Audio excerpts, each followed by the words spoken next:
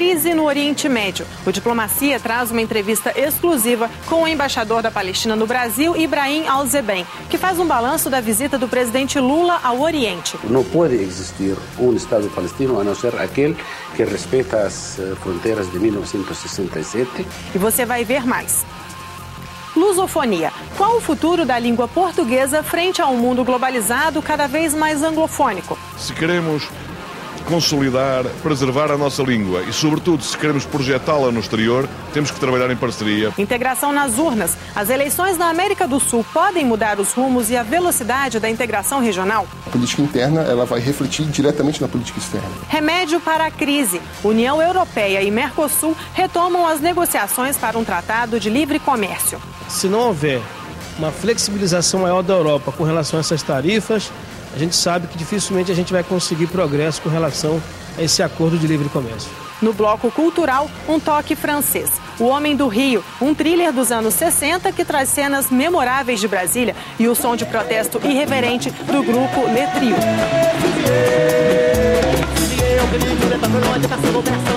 Tudo aqui no Diplomacia. E você vai ver também, ao longo do programa, imagens do Japão.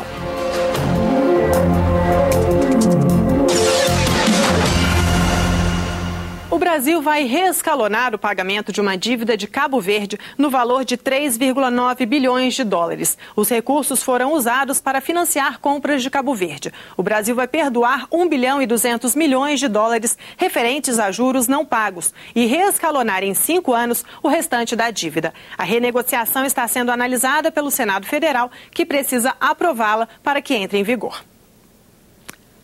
O idioma português está entre os 7 mais falados no mundo. É a terceira língua europeia em número de falantes, mas internacionalmente ela é desconsiderada. Agora, os países da CPLP querem consolidar o idioma internacionalmente, transformando-o, inclusive, em língua oficial de trabalho nos fóruns internacionais das Nações Unidas. Se eu não ouvir conselho de minha mãe, ele vai me bater. Praticamente 80%. Você está aqui? Você é Brasília? O sotaque é diferente. A grafia também varia um pouco, mas o idioma é um só, o português. Uma língua que tem suas origens entre os séculos VI e VIII e que passou a se consolidar há apenas 800 anos. O idioma que se faz presente em 8 países do mundo tem sua maternidade reivindicada por uma região hoje situada em terras espanholas. A língua portuguesa nasceu na Galiza. O interesse da Galiza na língua portuguesa é o interesse nela própria, pois ela é o berço da língua portuguesa. Para vocês, há uma identidade cultural maior com o mundo da lusofonia do que com a cultura castelhana? Absolutamente. Absolutamente. Nós somos lusófonos. Independente de onde tenha nascido, o fato é que a língua portuguesa luta para se firmar num mundo cada vez mais globalizado e cada vez mais anglofônico. Fortalecer o português em termos internacionais e consolidá-lo enquanto idioma das nações que formam a CPLP são os desafios que se apresentam agora tanto aos governos como também às organizações da sociedade civil das 8 nações que formam a Comissão de Países de Língua Portuguesa. Especialistas e diplomatas se reuniram em Brasília para traçar as estratégias comuns. O ponto de partida é a unificação da ortografia, já acordada pelos países, mas não implementada por todos eles. Falando a mesma língua, nós comunicamos pouco. Para a língua portuguesa ser competitiva, ter o seu espaço na ONU correspondente equivalente ao seu número de falantes e a sua potencialidade como língua de cultura e de administração também, de uso, em definitiva, deve tratar de unificar a sua norma gráfica. Era idiota, como até há pouco tempo, alguns meios de comunicação social portugueses tinham que pagar para tropicalizar a língua, de forma que aquilo que era escrito em Portugal pudesse ser entendido pelos brasileiros. Historicamente, houve sempre resistências a todas as tentativas e todas elas conseguidas de alteração da ortografia. Quer sejam essas alterações sejam fruto de um acordo, de um tratado internacional, quer sejam determinadas só internamente. Não é apenas a questão da ortografia, é que nós temos que pensar também a ortografia das outras línguas que mais tarde ou mais cedo terão que consertar com a ortografia da língua portuguesa. Acho que é uma coisa que aqui no Brasil seria parecido se as regras de aprendizagem, por exemplo, da escrita do Tupi-Guarani, não irão chocar com este acordo ortográfico. Fernando Pessoa, que diz minha pátria é a língua portuguesa, essa frase foi escrita pelo Fernando Pessoa num contexto de contestação de uma nova ortografia do português. Os países da lusofonia também precisarão investir em mais centros de ensino da língua portuguesa. Em muitos países, aprender o português é mais caro do que outros idiomas e também mais difícil. É muito fácil em nossos países encontrar professores de inglês, de italiano, tem colégios de italiano, de francês, de alemão, de inglês. Mas nós não temos colégios que ensinem português. Então, os professores são difíceis de encontrar e de capacitar. Outro elemento importante são as trocas de produtos culturais. Fazer com que a música, o cinema, a literatura circulem mais entre os países da CPLP. Se nós conseguirmos promover a nível cultural, na verdade, a música, a poesia, eu penso que a língua cresce. A música brasileira, juntamente também agora cada vez mais com a música de Cabo Verde, por exemplo, ultrapassou as fronteiras. É conhecida em todos os países da CPLP.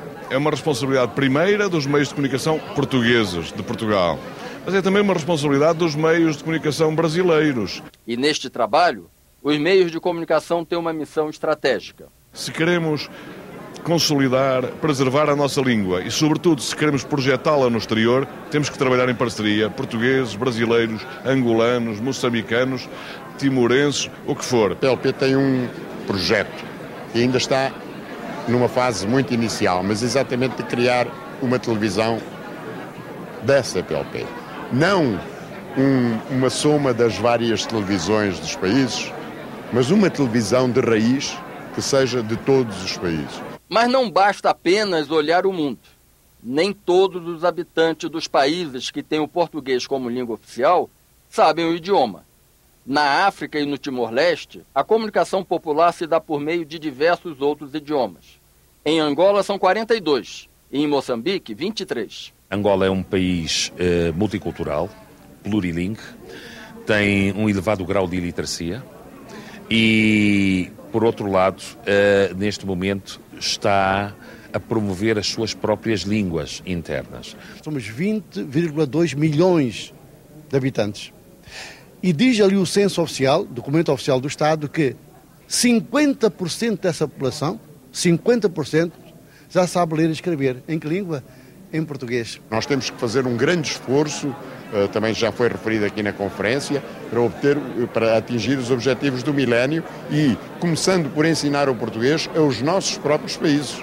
Transformar o português em um idioma de trabalho dos fóruns internacionais, como os das Nações Unidas, se mostra estratégico para a consolidação internacional da língua, mas a tarefa enfrenta obstáculos. Não há uma estratégia concertada a nível da promoção e difusão da língua portuguesa, no sentido de a levar como língua de trabalho às organizações internacionais, tendo em conta, possivelmente, os custos que muitas vezes essa situação implica. É necessário, é urgente que realmente se tome uma nova atitude corajosa e, por outro lado, também de um certo, eu não gosto muito da palavra orgulho, mas de um certo orgulho nacional em relação à língua que nos une e à língua que é a língua da unidade nacional, sobretudo dos países africanos. Então, eu posso saber muito bem o francês, o alemão ou o inglês, mas eu, em princípio, devo me exprimir na língua do meu país. Mas otimismo é o que não falta. Para os especialistas, a língua portuguesa tem amplos espaços para crescer e se consolidar. O português tem uma potencialidade de crescimento de falantes de português que é incomparável com as outras, só comparável com o espanhol. Só o Brasil fornece 5 milhões de novos falantes de português por ano, que são os nascimentos de crianças brasileiras. Vão ser 5 milhões que vão falar português a mais. Então nós temos uma potencialidade de crescimento enorme. O que pode mudar no processo de integração da América do Sul com as eleições marcadas em diversos países da região?